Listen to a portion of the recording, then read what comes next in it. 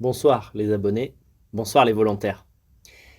Cette émission sera diffusée en différé parce que cette semaine, en tout cas pour ce mardi, je n'aurai pas les conditions nécessaires pour faire un live. Je ne serai pas à Bucarest et je ne pense pas que j'aurai un internet de bonne qualité. Donc je me suis dit que j'allais enregistrer une vidéo que je vais vous diffuser le mardi parce qu'on s'est habitué à ces jours de diffusion. Au moins 2 Super Daily Live par semaine, le mardi et le samedi. Celui du mardi étant consacré à divers sujets politiques ou culturels ou autres. Et le samedi étant focalisé sur les projets d'expatriation et sur le projet de grande évasion, en particulier de la France vers l'Europe de l'Est. Je le répète parce qu'il y a toujours des nouveaux membres dans Super Danny Live à qui il faut réexpliquer, on va dire, les horaires, les jours de diffusion et le fonctionnement un peu du bousin. Voilà. Aujourd'hui, je pense que vous serez content de cette vidéo parce que je vais reprendre une série que j'avais commencée en public lors des dîners express quand j'avais présenté des grands génies européens, qu'ils habitent d'ailleurs en Europe ou pas au cours de leur vie. J'avais présenté Schubert, notamment lors de mes dîners express. J'avais aussi fait une petite excursion au Japon en présentant Mishima, qui est un auteur que j'aime beaucoup, donc j'aime beaucoup la personnalité. Et je vais reprendre cette série, donc rien que pour vous, les abonnés, en privé, parce que je sais que ça vous manque. Et en général, c'est apprécié quand je partage ma passion pour les grands génies de l'histoire. Alors, aujourd'hui, parce que nous ne sommes pas en live, premièrement, je vérifie mon portable parce que figurez-vous qu'aujourd'hui, c'est mon portable qui prend le son. Petit souci technique, mais de cette manière, je suis débarrassé du micro-cravate et ça me permet de ne pas y penser. Je regarde juste que ça enregistre. Nous allons parler donc de Edwin Hubble. Je ne vais pas faire d'émission longue pour la simple raison que, vous imaginez bien, l'astrophysique, l'astronomie n'est pas mon domaine de connaissance. Je suis simplement un amateur. Je suis fasciné par l'espace, par l'univers. C'est vrai que pendant très longtemps, c'est pas que je l'ai caché, mais j'ai mis ça de côté parce qu'il y avait d'autres sujets à traiter avec vous. Et je m'y connais mieux voilà, en littérature, en cinéma, en politique actuelle, on va dire. Bien évidemment qu'en physique, je pense qu'il n'y a rien de plus difficile, il n'y a rien de plus complexe que l'astrophysique. Par contre, vu de loin, à force de lire des ouvrages de vulgarisation, de regarder des vidéos, de m'en imprégner, de lire l'histoire des grands auteurs, des grands penseurs, des grands physiciens, eh bien, je pense avoir accumulé pas mal de connaissances que j'ai envie de partager avec vous. Et j'avais envie de vous parler aujourd'hui de Hubble, qui est dans la représentation populaire un peu moins connu, même beaucoup moins connu que Newton ou Einstein, qui évidemment sont des grands des grands génies eux aussi, ça fait pas aucun doute. Et n'écoutez pas ceux qui vous disent que Einstein n'est qu'un vulgaire plagiaire de Poincaré. Ça, c'est toujours un peu, on va dire, qui dit ça? Des mecs comme Lesquin. On est toujours dans la vieille arrogance d'extrême droite, comme si un type comme Einstein qui a publié des trucs d'une complexité inouïe que pas un de nous ne pourrait comprendre à 10%, eh bien, pouvait être un imposteur. En fait, c'est cette théorie ridicule. Parce que évidemment les scientifiques et les physiciens s'inspirent des travaux des autres. En fait, il y a une émulation collective. L'un trouve quelque chose qui est en partie vrai, en partie fausse, et puis la génération suivante corrige ses erreurs pour aller de l'avant. Parfois, il y a une stagnation dans un paradigme. Notamment, Newton, c'est très vieux, hein, ça a plusieurs siècles. Et entre Newton et Einstein, évidemment, il y a eu des améliorations. Mais le modèle était celui de Newton. Et Einstein arrive à bouleverser le modèle de Newton en termes de représentation de l'univers et surtout de compréhension des lois de la physique. Voilà. Donc Einstein a produit la théorie de la relativité générale. Je ne vais pas vous l'expliquer. Vous savez pourquoi? Parce que c'est trop complexe. C'est-à-dire, je l'ai à peine comprise. Donc vous l'expliquer serait ridicule et complètement arrogant de ma part. Et surtout pour ce que je vais dire aujourd'hui, il n'est pas nécessaire vraiment de vous l'expliquer. Voilà. Mais ce qui est certain, c'est que Einstein, donc, a grosso modo, voilà, il s'est rendu compte, en suivant son intuition, que la masse d'un objet pouvait déformer l'espace-temps. Et en partie, entre autres choses, en partie grâce à ça, il a réussi à établir cette loi de la relativité générale qui, appliquée à l'univers, fonctionne moyennant quelques, quelques petites astuces mathématiques. Il y avait notamment quelque chose qui clochait chez Einstein, que lui-même ne comprenait pas et qu'il a réussi à résoudre avec une constante qu'il a appelée la constante cosmologique. Cosmopolitisme, n'importe quoi. La politique revient comme ça par ma bouche, n'importe quoi. La constante cosmologique. À quoi sert cette constante? Pourquoi elle existe? En fait, Einstein l'a inventée parce qu'en suivant sa théorie de la relativité générale, les calculs qu'il faisait l'amenaient à penser, je vous rappelle que là on est très exactement en 1915, à l'époque on pense que l'univers est certes très grand, en réalité il est beaucoup plus grand que ce qu'on imagine à l'époque, mais enfin déjà à cette époque l'univers c'est la Voie lactée, c'est notre galaxie. Il n'y a qu'une galaxie connue, c'est la nôtre, elle est déjà immense, les observateurs, les astronomes qui regardent ça au télescope, qui évidemment n'étaient pas aussi performants que les télescopes d'aujourd'hui. Donc le télescope voyait jusqu'à une certaine distance et on considérait déjà que rien ne pouvait être plus grand que la galaxie et que la galaxie c'était l'univers. Et au milieu de cet univers, il y avait le Soleil. Évidemment à l'époque, au Moyen-Âge et puis même à la Renaissance, même si on avait déterminé que la Terre n'était pas au centre de l'univers, et bien après on a imaginé que c'était le Soleil qui était au centre de l'univers. Et puis ensuite, on a imaginé que c'était notre galaxie qui était au centre de l'univers. Et Einstein, lorsqu'il a produit sa théorie, il était lui-même persuadé, non pas tellement que les hommes étaient, que notre galaxie était au centre de tout et que notre système solaire était au centre de tout. Ça, Einstein avait bien compris que ce n'était pas forcément le cas. Par contre, il était persuadé que l'univers était figé et éternel. Ça, c'est vraiment quelque chose qui était certainement lié à des croyances religieuse n'est pas le mot. Quand on est Einstein, on n'est pas un bigot, on n'est pas un... Quoique, je vais vous donner un contre-exemple ensuite d'un autre scientifique belge qui, lui, était à la fois croyant, il y a une vraie foi catholique, et qui, en même temps, était un grand physicien. Mais Einstein, on va dire, de ce que j'ai compris un peu de sa vie, était plutôt un déiste, un peu comme je me définis, moi, comme un déiste. Et dans sa vision des choses, pour lui, c'était impossible que l'univers soit autre chose que fixe, c'est-à-dire l'univers a toujours été et il sera toujours, et les dimensions de cet univers sont arrêtées. Elles ne sont pas connaissables par l'homme pour l'instant, mais l'univers a une limite, ou bien l'univers est sans limite, l'univers est infini, mais il a toujours été infini, il sera toujours infini de la même manière. Voilà, il ne bouge pas. Ce sont les objets dans l'univers qui bougent, qui peuvent entrer en collision, qui peuvent disparaître, etc., mais pas l'univers lui-même. D'accord ? Bon, ça c'était... pourquoi j'insiste sur Einstein avant de vous parler de Hubble? Parce que c'est amusant, oui. Intellectuellement, c'est amusant de voir que même quelqu'un qui a un quotient intellectuel incroyable, qui est très intelligent, peut être prisonnier d'un paradigme. C'est-à-dire quand vous partez du principe que finalement vous cherchez, vous essayez de trouver ce que vous cherchez. Et en dépit de son intelligence, Einstein a trouvé cette théorie de la relativité générale qui fonctionne et qui n'a pas été dépassée jusqu'à présent. On est toujours dans la physique d'Einstein, en fait, même 100 ans après.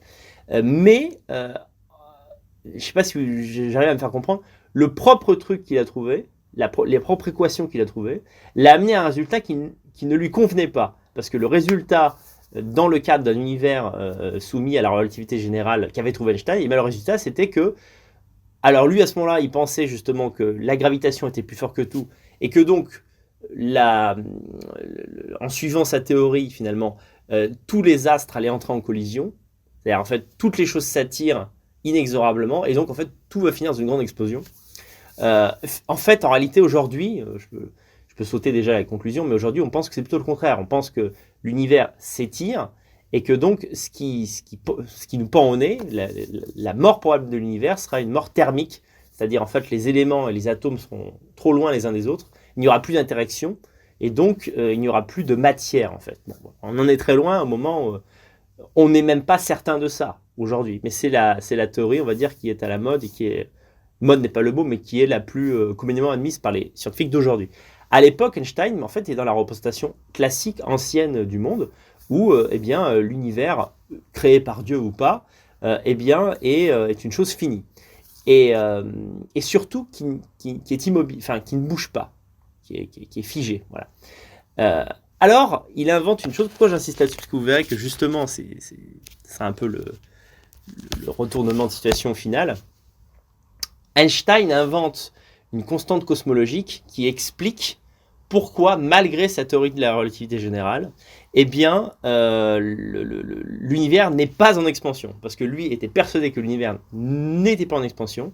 Et donc, il a inventé, finalement, une espèce de pirouette mathématico-physique pour faire en sorte que sa théorie fonctionne. C'est amusant de voir ce que font les gens très, très intelligents s'amusent avec des choses qui nous dépassent complètement. Eh bien, le gars, il trouve la théorie de la relativité générale, il se dit, mais ça me fait chier parce que du coup, ça amène à un univers qui est instable. Donc le truc est foireux, ça veut dire quoi en fait? C'est que tout est contingent finalement.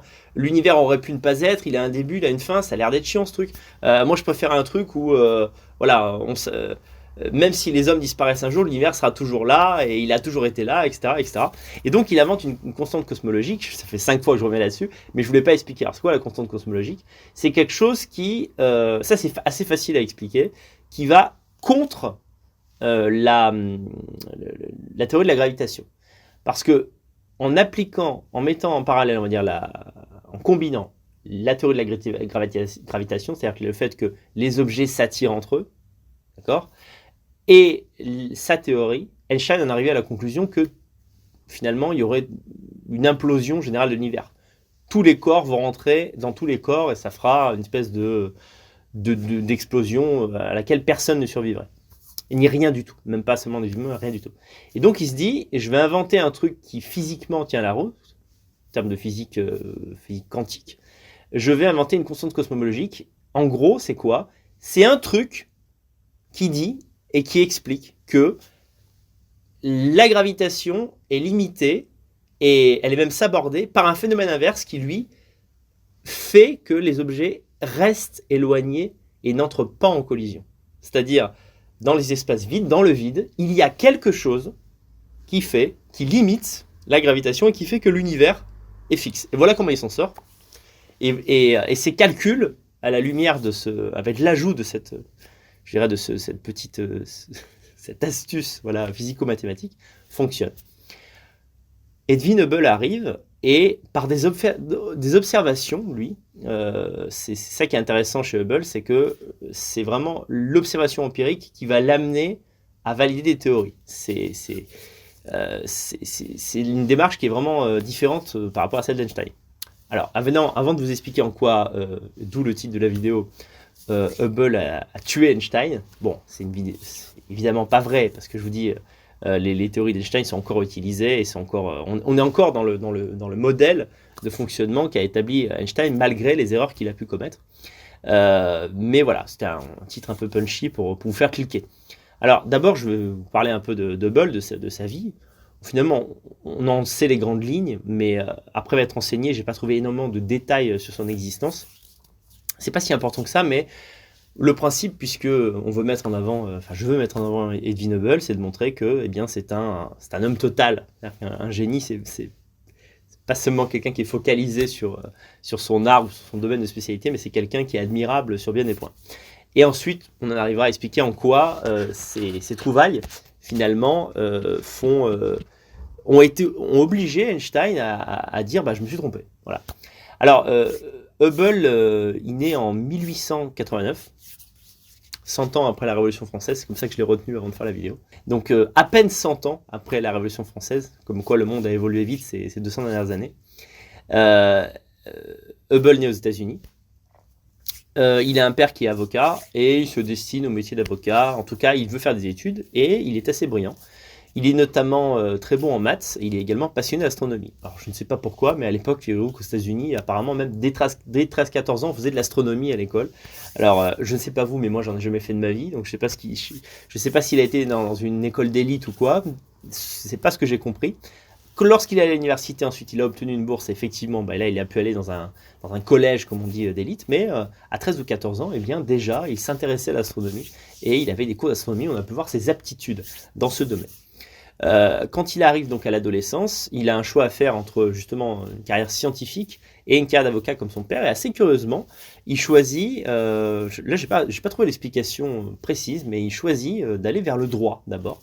Alors est-ce que c'est pour contenter son père? Est-ce que c'est parce que tout simplement il y a une espèce de sécurité de l'emploi? Peut-être qu'il valait mieux être avocat qu'être astrophysicien à l'époque. Ça ne devait pas rapporter, à moins d'être le grand génie qu'il s'est révélé être.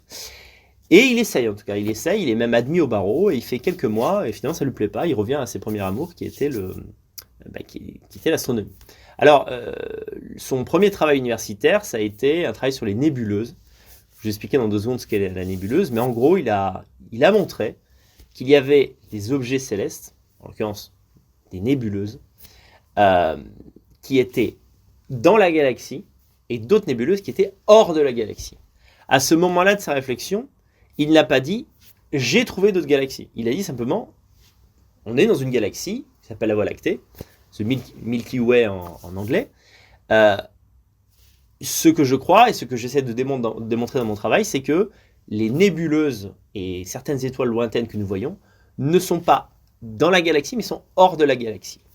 J'imagine qu'à ce moment-là, il se disait, voilà, l'univers, c'est la Voie lactée, et hors de cette Voie lactée, il y a, comment dire, une périphérie, et dans cette périphérie, il y a d'autres étoiles, d'autres nébuleuses. Voilà, par ce travail, je montre que, il y a 2 types de nébuleuses. Voilà. Son travail est assez remarqué. Il est tout de suite vu comme non seulement plausible, mais sans doute vrai. Et en tout cas, on lui donne une bourse de thèse, on l'encourage à continuer dans ce travail. Il peut aller dans une université prestigieuse à Chicago.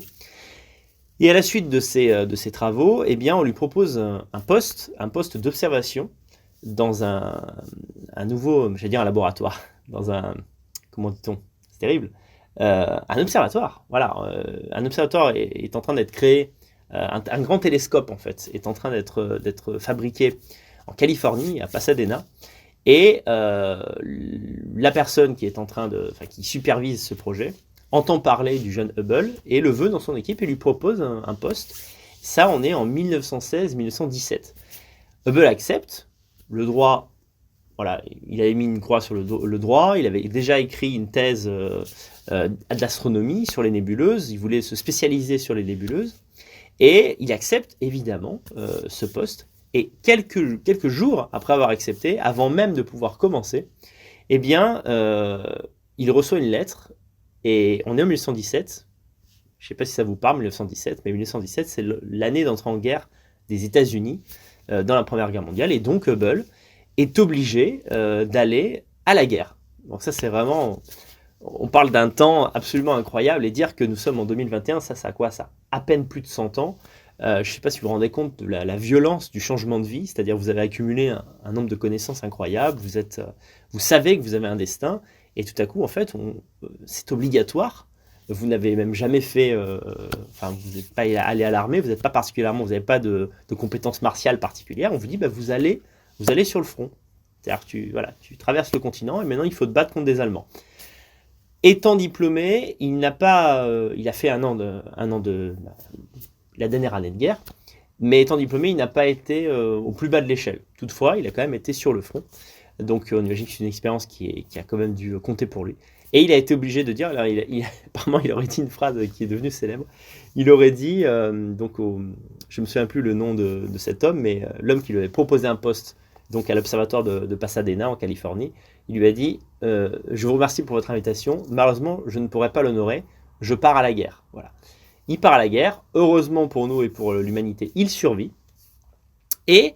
je ne sais pas exactement pourquoi, mais c'est en 1919 et non pas en 1918 qu'il rentre aux États-Unis. En 1919, il rentre et ce poste l'attend toujours. Donc sa vraie vie de créateur et de physicien, d'astrophysicien commence. Donc c'est en 1919 que sa vraie vie commence, sa carrière, dans laquelle il va pouvoir créer, apporter sa pierre à l'édifice, puisqu'il va pouvoir joindre, on va dire, à ses réflexions théoriques, l'observation, et c'est ce qui va vraiment tout changer, puisque il a la chance d'être recruté dans cet observatoire qui dispose d'un télescope qui à l'époque était le plus grand, c'était le plus grand de l'époque. Voilà. La taille n'est pas si impressionnante, c'est 2,5 mètres, mais c'est une taille qui à l'époque n'était pas conventionnelle, et aucun télescope ne voyait aussi loin que celui-là, et c'est ce qui va tout changer. Il lui faut toutefois, de 1919 à 1924, 5 ans pour... alors évidemment, pendant 5 ans, il ne fait pas rien, mais pendant 5 ans, il observe des étoiles proches, des étoiles lointaines, des nébuleuses, Et il arrive en 1924 à trouver sa première découverte, et retentissante, et finalement, c'est quasiment... Il y en aura une deuxième quelques années plus tard, mais celle-là, c'est la plus choquante, et c'est vraiment celui dont il est le père. En fait, il comprend à force d'observation que ce qu'on croyait être des étoiles, des amas d'étoiles assez éloignés, mais tout de même dans notre galaxie, sont en fait d'autres galaxies à l'extérieur de la nôtre. Et ça, faut bien comprendre quelque chose, c'est que ça augmente dans la représentation, j'allais dire populaire. Les gens pensaient bien qu'à l'époque, ils n'étaient même pas au courant de ces articles. Voilà, il n'y avait pas Internet pour propager ce genre de nouvelles. Mais pour les scientifiques, c'est un retentissement incroyable, puisque c'est une observation qui est indéniable, c'est-à-dire qu'on ne remet même pas en question le fait que ce soit vrai ou non. Il l'observe, il montre aux autres, il observe le 30 décembre 1924, il découvre, il annonce sa découverte, et il peut ensuite en faire profiter en faisant venir d'autres physiciens, d'autres astronomes à son observatoire, en disant bah, regardez, j'ai pointé mon télescope ici, j'ai fait ces calculs, vous voyez bien qu'en fait ce qu'il y a là ici, ce ne sont pas des nébuleuses lointaines dans notre galaxie, ce sont d'autres galaxies avec un nombre d'étoiles considérable qui sont à l'extérieur de la Voie lactée. Et en fait, non seulement il n'y a pas que la Voie lactée, mais il n'y a pas 2 ou 3 autres galaxies, il y en a des dizaines d'autres. À l'époque, ils disaient des dizaines. Aujourd'hui, on sait pas le nombre, mais on sait qu'il y a des milliards, des centaines de milliards de galaxies. Probablement 200 milliards de galaxies. 200 à 1000 milliards de galaxies. Et encore, là, on parle de l'univers observable, c'est-à-dire ce qu'on peut voir avec nos télescopes. C'est-à-dire que peut-être que dans 50 ans, un télescope plus performant nous montrera qu'il y a 1000 milliards de galaxies. Donc je ne sais pas si vous réalisez l'immensité de l'univers. En fait, c'est absolument inconcevable. Parfois, dans mon lit, j'essaie d'imaginer cette quantité astronomique, c'est le cas de le dire, et je m'endors avant d'y parvenir. C'est absolument fou. Bon, avant, quelques petites précisions pour des gens qui ne sont pas habitués à ce genre de vocabulaire, qui, on va dire, vont apprécier l'émission, mais ne la comprennent pas trop, parce que j'emploie des mots qui, pour moi, me semblent simples, mais qui ne sont pas forcément. Alors, bon, une étoile, je ne vais pas vous faire l'injure de vous expliquer ce que c'est. Le Soleil, c'est notre étoile. Dans notre galaxie, il y a des centaines de milliards d'étoiles. Entre 100 et 300 milliards d'étoiles dans notre galaxie. Donc, on va dire 100 ou 300 milliards de soleils. Et donc ça forme une galaxie. Et Hubble a découvert en 1924 qu'il y avait d'autres galaxies, c'est-à-dire d'autres concentrations d'étoiles à l'extérieur de notre galaxie, d'autres concentrations de centaines de milliards d'étoiles. Donc, les galaxies sont, on va dire, une maison d'étoiles voilà, dans l'univers. Il y a des centaines de milliards de galaxies, et dans ces galaxies, dans chaque galaxie, il y a entre 10 et 200, 500, voire 1000 milliards d'étoiles. Il y a des galaxies énormes. En fait, la Voie lactée est loin d'être la galaxie la plus grande. Il y a des galaxies, donc comme je vous ai dit, dans la Voie lactée, on estime qu'il y a entre 100 et 300 milliards d'étoiles, 100 ou 300 milliards de soleils. Et il y a des galaxies où il y en a 1000, 2000, 3000 milliards d'étoiles. Donc c'est absolument considérable. On n'en voit pas le bout. Ce que j'ai oublié d'expliquer, c'est le mot nébuleuse. En fait, le sens du mot nébuleuse a changé justement avec les découvertes de Hubble. En fait, avant, ce qu'on appelait nébuleuse, je vais mettre une photo pour que vous puissiez formuler ça dans votre crâne. En fait, les nébuleuses étaient des étoiles, enfin, étaient considérées au départ comme des étoiles qui brillaient moins. Donc, ces étoiles qui brillaient moins, on ne savait pas trop ce que c'est. Et en fait, à mesure que les télescopes se sont améliorés, finalement, on s'est rendu compte que ce n'était pas des étoiles, mais c'était comme de la poussière d'étoiles. Il y a un aspect comme ça, comme de la fumée, un peu comme une fumée de cigarette. Ben, cette fumée, en fait, c'est de la poussière d'étoiles interstellaires qui navigue comme ça entre d'autres étoiles, et qui d'ailleurs est à l'origine de la création des étoiles. C'est-à-dire en fait, bon là on n'est pas dans le sujet, mais en gros ces nébuleuses comme ça qui sont des poussières d'étoiles voilà, qui tourbillonnent sur des distances considérables, eh bien en entrant en collision créent d'autres étoiles. Alors que aujourd'hui on estime que les nébuleuses apparaissent lorsque des étoiles sont annihilées, sont détruites, s'effondrent sur leur propre poids. soit ça crée des trous noirs, soit, enfin, absolument, l'effondrement d'une étoile va créer des trous noirs, peut créer un trou noir. Ça peut aussi, bon, c'est un peu compliqué, ça peut aussi créer des étoiles à neutrons, donc on va pas rentrer dans ce détail-là. Je voulais pas détailler, c'était pas la peine en fait. Donc je reviens, voilà, je rembobine.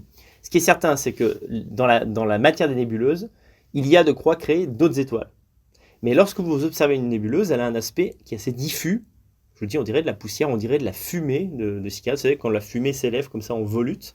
Et en général, elle est un peu marron. Voilà. Et donc, Hubble a été fasciné par les nébuleuses, a essayé d'en comprendre le sens. Et il s'est rendu compte que les outils qui précédaient donc ce télescope qui lui a permis de faire ses découvertes, eh bien, nous faisaient confondre les nébuleuses avec les galaxies. C'est-à-dire que lorsque les télescopes n'étaient pas assez précis, eh bien, on voyait ces nébuleuses et en fait, on n'était pas capable de savoir si elles étaient dans notre galaxie ou à l'extérieur. Et on partait du principe qu'elles étaient dedans pour la simple raison que, un peu comme j'expliquais pour Einstein tout à l'heure, dans l'esprit des gens, l'univers était déjà bien assez grand s'il n'était que notre galaxie, et donc l'univers n'était que notre galaxie. Et simplement les étoiles qu'on voyait peu, enfin qu'on voyait moins, parce qu'elles simplement elles étaient éloignées, par la force des choses, si ce sont après on apprendra plus tard qu'elles étaient dans des galaxies qui sont à des centaines de millions d'années-lumière. Donc c'est la raison pour laquelle on les voyait peu, mais à l'époque on se disait, bon, c'est juste bizarre, c'est juste bizarre, elle doit être loin dans la galaxie, elle n'a pas la même couleur, mais on ne sait pas pourquoi, etc. Et Hubble, en 1924, se rend compte, avec des calculs, en combinant les calculs et l'observation, eh bien que il y a des nébuleuses au sein de notre galaxie, certes, mais il y a des choses qu'on avait pris pour des nébuleuses et qui sont d'autres galaxies. Voilà. Et depuis 1924, il y a cette découverte considérable, nous ne sommes pas la seule galaxie. Et très vite, Hubble va travailler sur des dizaines de galaxies. C'est-à-dire, en fait, dès qu'il découvre ça, en fait, c'est intéressant de voir aussi comment la technique, en fait, il y a un rapport dialectique entre l'amélioration de la technique et de la pensée.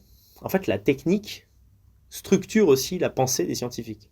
Parce que c'est grâce à ce télescope, et puis ceux qui suivront, qu'il est devenu évident pour Hubble, et très rapidement, que, je l'ai dit tout à l'heure, il n'y a pas seulement une autre ou deux galaxies de plus, il y en avait des dizaines. Et lui-même a travaillé, pour présenter ses premiers travaux, sur 46 galaxies. Donc, je ne sais pas si vous imaginez le retentissement. On passe d'un univers fixe dans l'esprit même des scientifiques, pas seulement des gens et des catholiques ou des chrétiens d'Occident, parce qu'à l'époque c'était la religion dominante, mais les scientifiques pensaient que vraiment tout était figé et que voilà, la Voie lactée c'était bien assez grand. Et Hubble arrive en disant non, moi j'ai observé 46 galaxies, quoi. Je me suis basé sur 46, ça va, mais il y en a peut-être beaucoup plus. C'est-à-dire, il y en a 100, 200 non, peut-être 10, 50, 100 milliards. truc énorme, quoi. Voilà, donc ça, c'est la première découverte de Hubble. Avant de vous parler de la deuxième, il faut que je vous parle d'un élément de sa vie qui me fait rire, qui montre encore une fois la polyvalence de ces grands hommes. Ça n'a absolument rien à voir avec la science. Mais depuis qu'il est petit, en fait, Hubble a une passion intellectuelle pour les maths et la physique et l'astronomie. Il a aussi une passion sportive qui est la boxe. Et en fait, c'est un boxeur poids lourd.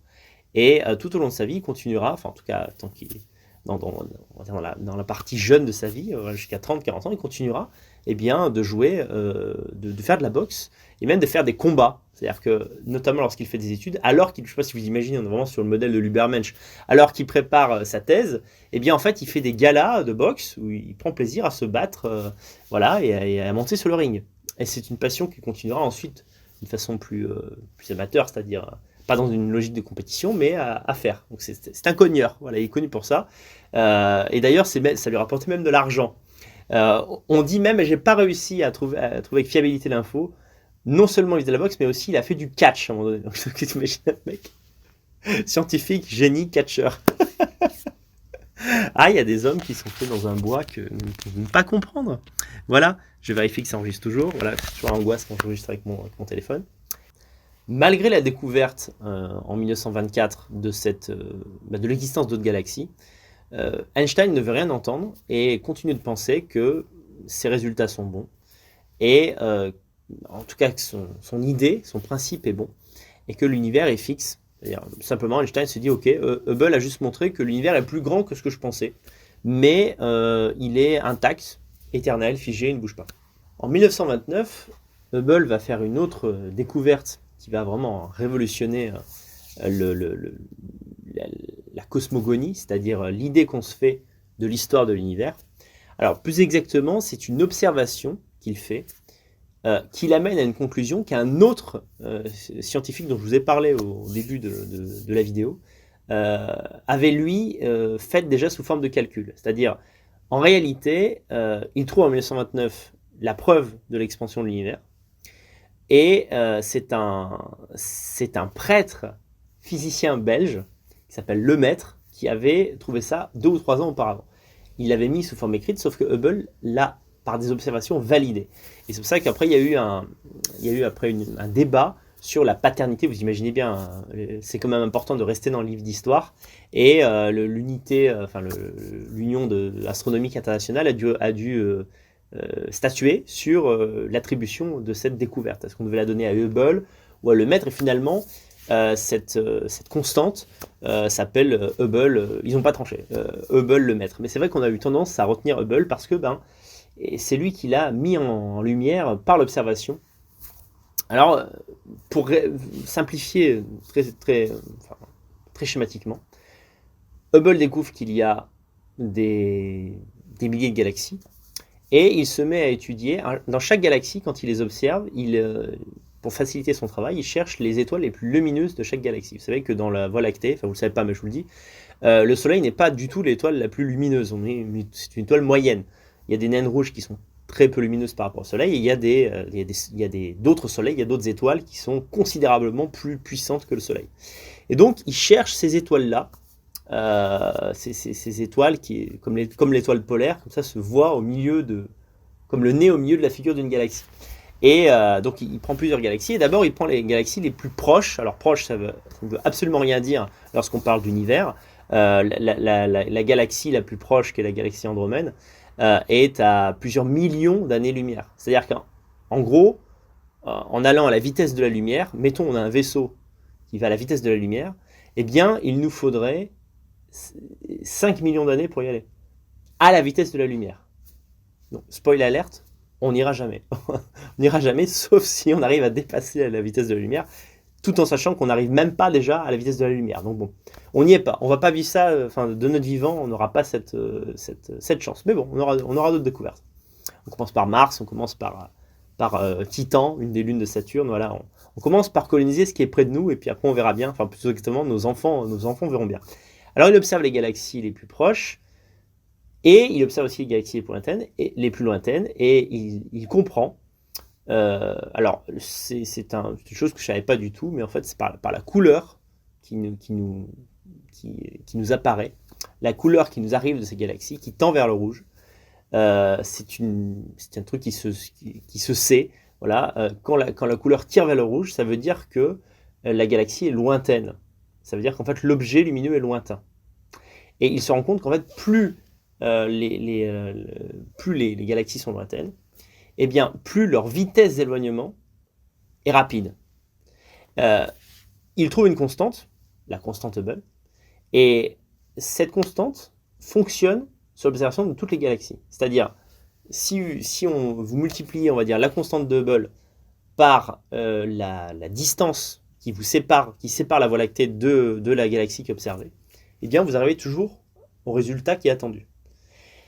Donc, ça, l'air de rien, c'est un résultat qui amène à conclure plusieurs choses. Une fondamentale qui est que les galaxies s'éloignent les unes des autres.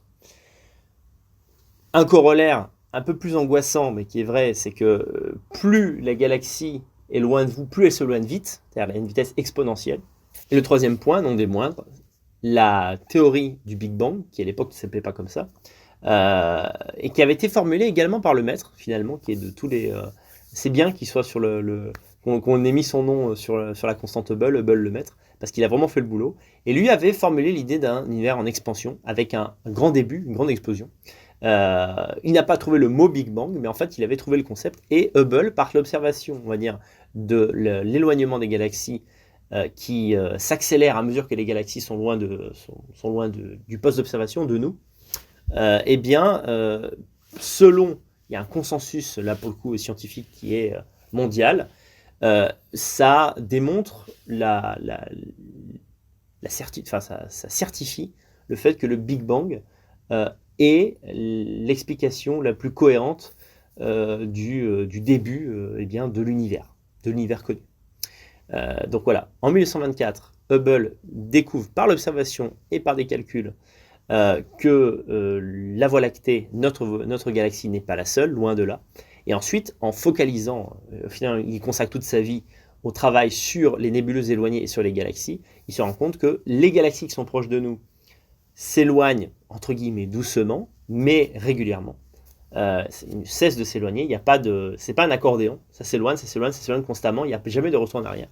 Et celles qui sont très loin s'éloignent de plus en plus vite. Voilà, donc ça, et en observant ça, il en arrive à sa constante, la constante de Hubble, et à chaque fois qu'il vérifie sur d'autres galaxies, il se rend compte que la constante fonctionne. Donc là, c'est un truc stable. Alors, à un moment, vous avez une observation, vous avez une constante, en gros un théorème, et qu'en appliquant, on va dire, en mettant en parallèle la distance et votre théorème multiplicatif, vous arrivez toujours au résultat escompté, c'est que ça fonctionne. Einstein prend une claque. Einstein, entre les travaux de Lemaître, les observations et les travaux aussi de Hubble, et également d'un mathématicien dont je n'ai pas parlé, qui est Friedman. En fait, Friedman a été un des premiers à suggérer que Einstein avait tort, non pas sur la théorie de la relativité générale, mais sur le fait que l'univers était fixe. Et Friedman a formulé le fait que l'univers était probablement en expansion. Mais il n'est pas allé dans la précision comme Lemaître l'a fait. Et il n'a pas pu l'observer pour la simple raison que Friedman est mort assez jeune. C'était un grand génie russe, qui d'ailleurs lui aussi a fait la guerre. Mais il est mort finalement de maladie, mais assez jeune, et il n'a pas pu aller au bout de ses travaux. Pourquoi je parle de Friedman ? Parce que Einstein, au début des années 20, après la publication de sa théorie et l'invention de la constante cosmologique dont je vous ai parlé tout à l'heure, il a dit plusieurs fois à Friedman que Friedman s'était planté. Il lui a même manqué de respect. Il lui a dit non, mais ça c'est des bêtises, vous vous trompez, vos calculs sont minables, de ce genre de choses, une espèce d'arrogance de génie contre génie. Et finalement, entre les formulations de Lemaître et les observations de Hubble de 1924 et surtout de 1929, Einstein en arrive en 1933 à dire « Je me suis trompé, en effet, l'univers est bien en expansion ». Voilà. Et il a même qualifié cette erreur comme la plus grave de sa vie. Il a dit voilà, on peut commettre des erreurs, mais ce n'était pas une erreur de calcul, c'était une erreur de concept, c'est une erreur de paradigme. Je me suis enfermé dans un modèle. Alors que ce qui est paradoxal, c'est que la théorie de la relativité générale permettait en fait de trouver mathématiquement, de trouver et de prouver même l'expansion de l'univers. Mais comme Einstein n'y croyait pas, il n'a pas pu aller au bout de cette réflexion. Et l'invention de ce télescope et la sagacité, la clairvoyance de Hubble a permis de mettre en lumière cette erreur d'Einstein. Et maintenant, on est complètement on a conservé la théorie de la relativité générale, mais en ajoutant les observations de Hubble sur l'expansion de l'univers. Et aujourd'hui, donc la théorie la communément admise, c'est que l'univers, comme toute chose en fait, a une histoire. Il a eu un début. Alors c'est difficile de remonter à avant le Big Bang, mais on sait qu'à un moment donné, en fait, c'est du bon sens. Si les galaxies s'éloignent, si à l'instant T, par exemple, elles sont, on va dire, à cette distance les unes des autres, que dans 100 000 ans, elles sont à cette distance, ça veut dire que si on remonte 200 000 ans en arrière, elles étaient comme ça. Et 300 000 ans en arrière, comme ça. Et 400 000 ans en arrière, comme ça, etc.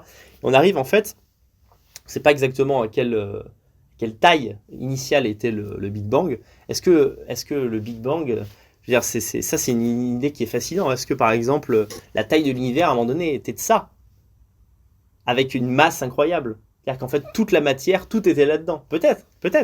On ne sait pas, en fait, quelle est la taille initiale de l'univers. On ne sait pas à quel moment, tout a commencé. Mais le fait est que les observations de Hubble et les analyses et tous les scientifiques qui ont suivi en fait sont restés dans ce schéma-là, dans ce modèle, amènent à penser, donc je me répète, que l'univers se dilate, grandit. Et ce qu'il faut bien comprendre, c'est que ce ne sont pas les galaxies qui s'étirent elles-mêmes. C'est-à-dire, mettons que les galaxies sont des êtres. Moi, je suis une galaxie, vous êtes une galaxie. quand on dit qu'il y a un éloignement, c'est pas que je m'étire, c'est pas que d'un coup je fais 5 mètres, et vous aussi, et donc ma tête devient plus éloignée que la vôtre. En fait, c'est l'espace entre nous deux, enfin l'espace entre chacun de nous, qui augmente. Alors ça, c'est très curieux. On sait que ça se passe comme ça, on sait que l'espace augmente, on le sait, mais on ne sait pas ce qu'est cet espace. Et pour l'instant, on ne sait pas, on l'appelle la matière noire. En fait, on ne sait pas ce qui fait que les galaxies s'éloignent. Mais le fait est que les galaxies s'éloignent. Et ce qui est complètement dingue, c'est que la constante cosmologique, et là je suis content de retomber sur mes pattes parce que je voulais quand même rendre à Einstein ce qui est Einstein, la constante cosmologique, donc qui est un rapport mathématique, qu'il a inventé pour faire rimer et pour faire marcher sa théorie de la relativité générale avec avec l'idée qu'il avait en tête que l'univers était figé, c'était une erreur, mais sa constante cosmologique, elle fonctionne quand même.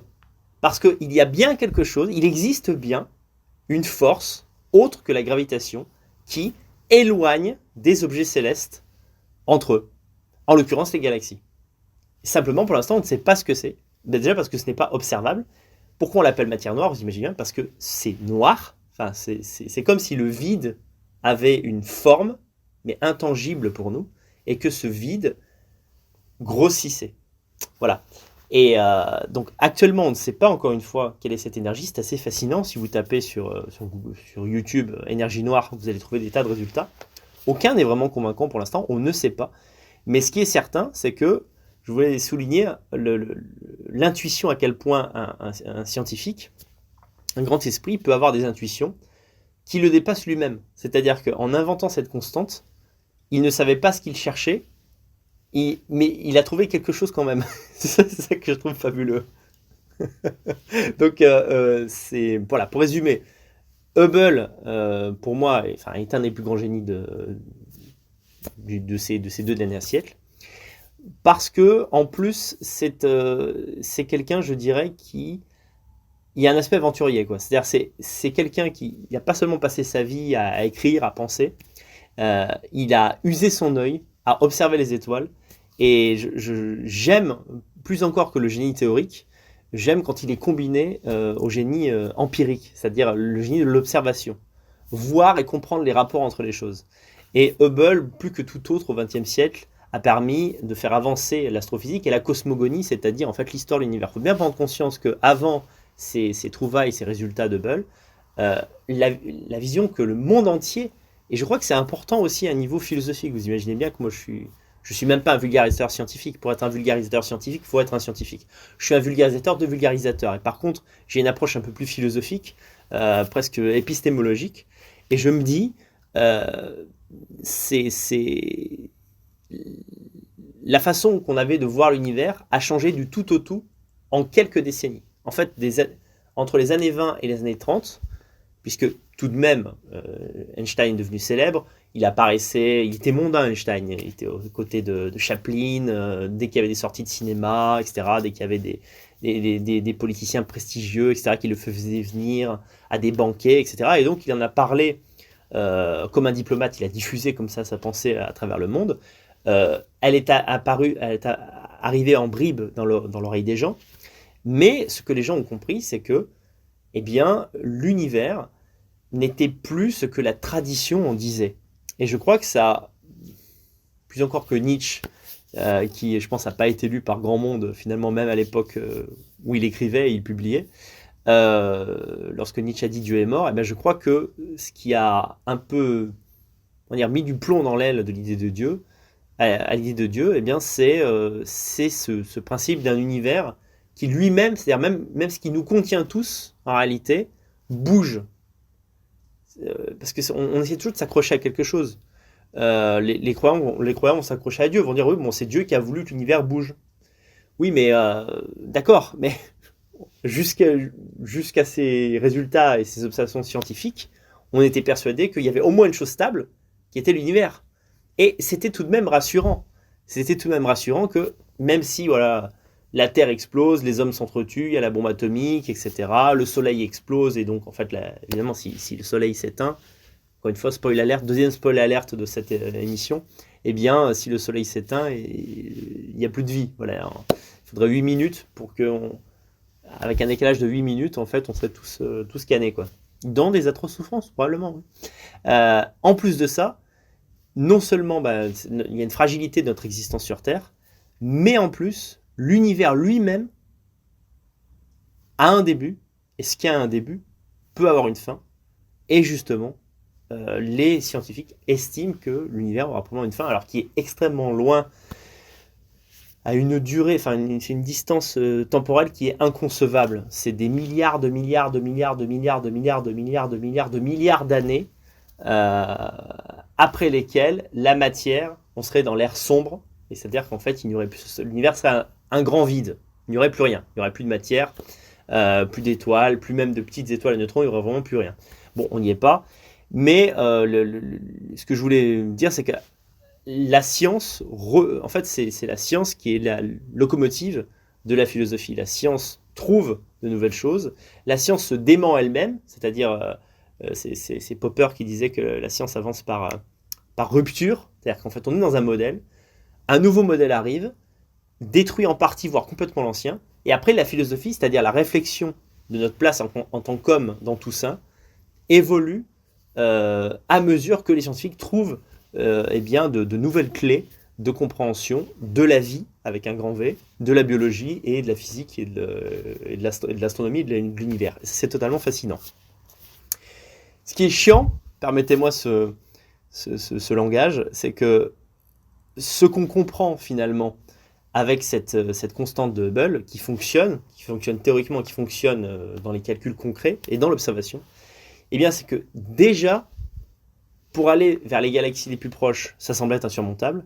Mais alors, on sait qu'il y a des galaxies sur lesquelles nous ne pourrons jamais aller. Jamais, jamais, jamais, jamais, pour la simple raison que ces galaxies s'éloignent plus vite que la vitesse de la lumière. Ça veut dire que déjà, elles sont à une distance de centaines de millions d'années-lumière. Donc si on part maintenant à la vitesse de la lumière, il faut 200 millions d'années à la vitesse de la lumière pour y arriver. Mais ça, ce serait dans l'hypothèse où les galaxies restent à cette même distance. Or, elles s'éloignent, et plus elles sont loin, plus elles s'éloignent vite. Donc, les galaxies qui sont au-delà de, je ne connais plus le chiffre exact, mais on va dire au-delà de 200 millions d'années-lumière, par exemple, eh bien ces galaxies-là, il n'y a aucun moyen, absolument aucun moyen d'y aller physiquement, puisque, je répète encore une fois, que l'éloignement de ces galaxies, elles s'éloignent plus vite que la vitesse de la lumière. Donc à un moment donné, voilà, c'est comme si toi tu cours à la vitesse du Sunbolt et que tu dois rattraper un train qui est parti avant toi, qui lui va à la vitesse du TGV. C'est pas possible. Encore plus dingue, l'éloignement et la vitesse de l'éloignement est telle que ces galaxies vont disparaître de notre champ de vision.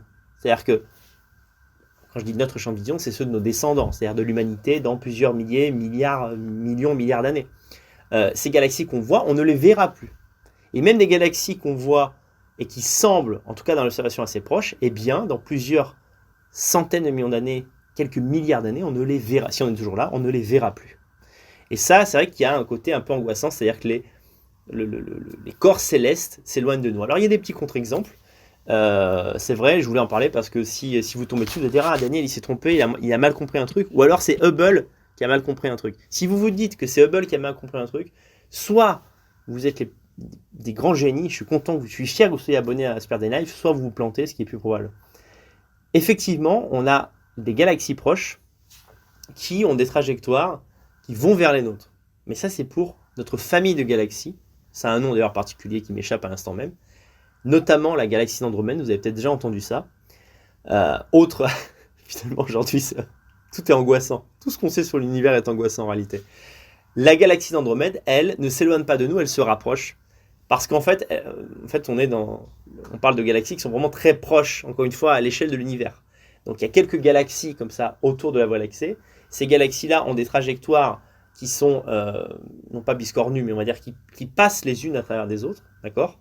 Et depuis plusieurs millions d'années, la galaxie Andromède s'approche de la nôtre, comme ceci. et il y aura une collision entre notre galaxie et la galaxie d'Andromède. Je ne sais pas exactement ce qu'elle implique, je ne veux pas le savoir. Voilà, peut-être que toutes les cartes seront redistribuées, les étoiles vont fusionner entre elles, devenir des super étoiles, exploser, etc. Une galaxie va prendre le pas sur l'autre, mais le fait est qu'effectivement, à une échelle locale, les galaxies peuvent se rencontrer, à une échelle locale. Mais on parle de quelques dizaines, quelques centaines de galaxies. Les galaxies qui sont hors de cette, on va l'appeler de cet échelon local, eh bien, s'éloignent de nous sans arrêt. Et là est l'angoisse par rapport au futur, c'est-à-dire comment aller à la conquête de cet univers qui est évidemment, il y a tellement d'étoiles, tellement de galaxies, on voudrait au moins tout voir, à défaut de pouvoir tout coloniser, on voudrait pouvoir tout voir, et c'est malheureusement impossible. Je vous rappelle qu'à l'heure actuelle, j'en ferai une autre émission, mais déjà aller vers l'étoile la plus proche de nous, je ne parle pas d'une galaxie, l'étoile, le système d'étoiles Alpha du Centaure, déjà à l'heure actuelle, il nous faut des milliers d'années déjà pour y aller avec nos capacités de propulsion actuelles. Donc les galaxies, n'en parlons pas. Cependant, un espoir quand même, les physiciens travaillent en tout cas sur des modèles théoriques. Et les modèles théoriques, lorsqu'ils s'avèrent vrais, bien souvent ensuite, eh bien, ils sont prouvés soit par l'observation, soit par la production d'un outil eh bien, qui montre leur efficacité. Ma formulation peut sembler complexe, mais je vais vous donner un exemple. Les trous noirs, avant d'être observés, ont été pensés par les mathématiciens, les physiciens. C'est en fait, les trous noirs, avant d'être vus, ils ont été conçus. C'est-à-dire que les gens se sont dit, ah oui, il doit y avoir des étoiles sombres, et ces étoiles sombres, en fait, c'est des trous noirs. Voilà. Ça s'appelait pas trous noirs à l'époque, mais c'était déjà les trous noirs. Et on s'est rendu compte, il y a une dizaine, je sais pas, non c'est pas il y a 10 ans, il y a moins de temps que ça, il y a quelques années, on a enfin pu faire une photo d'un trou noir. Et ça, je trouve ça assez, je sais pas si vous vous rendez compte de... En fait, cette émission est plus une émission à la gloire du génie humain qu'à Hubble en particulier. C'est-à-dire qu'on a des gens qui font si bien des maths qu'ils arrivent à deviner l'existence de types d'astres qu'on ne peut même pas observer. Et quand on peut les observer et que la technique le permet, plusieurs dizaines ou centaines d'années plus tard, eh bien on s'aperçoit qu'ils ont raison. Pourquoi je vous parle de ça ? Eh bien parce que justement, ces grands calculateurs, on va appeler les physiciens comme ça, je pense que la physique est la chose la plus complexe du monde. Essayez de regarder une conférence de physique sans vous faire sauter le crâne ou vous endormir, tellement c'est complexe. Un nombre assez conséquent d'astrophysiciens ont mis sur papier l'idée du trou de verre. Les trous de verre, c'est comme les trous noirs il y a 100 ou 200 ans. Il a été établi que physico-mathématiquement, ils pouvaient exister. Ils existaient sans doute, mais on ne les a jamais observés. Pourquoi je vous parle des trous de verre ? Grosso modo, et pour parler à des profanes que je suis et que vous êtes, le trou de verre serait comme... On va prendre une comparaison qui est celle du jeu vidéo. C'est un raccourci. Vous savez, comme les tuyaux dans Mario. Vous trouvez la warp zone et vous entrez dans le tuyau et en fait vous vous retrouvez dans le monde 6. Théoriquement, l'existence des trous de verre est plausible, très plausible. Et si les trous de verre existent, on pourrait utiliser les trous de verre pour aller plus vite que la vitesse de la lumière. On appelle ça, il y a supraluminique. Voilà. On pourrait atteindre une vitesse supraluminique en utilisant les trous de verre et en déformant nous-mêmes l'espace-temps. Ça, ce serait la seule solution pour aller plus vite que la vitesse de la lumière. Et donc pouvoir accéder à des mondes, à des galaxies qui nous semblent aujourd'hui absolument inatteignables. Mais ça, c'est un autre sujet. J'ai largement débordé et ma passion comme ça pour les choses de l'univers et de la science a débordé. C'est allé trop loin. J'avais encore dit que je ferais un truc court et je ne l'ai pas fait. Et je m'arrête là. Et j'ai probablement fait des approximations. J'ai dit des erreurs. N'hésitez pas à me le signaler. En tout cas, si vous avez apprécié l'émission, n'hésitez pas à me le dire. Sur Telegram, vous pouvez me contacter sur mon Telegram personnel, @DaniLebrave, ou par mail, danielconversano@tutanota.com, tutanota.com, sur le blabla des volontaires.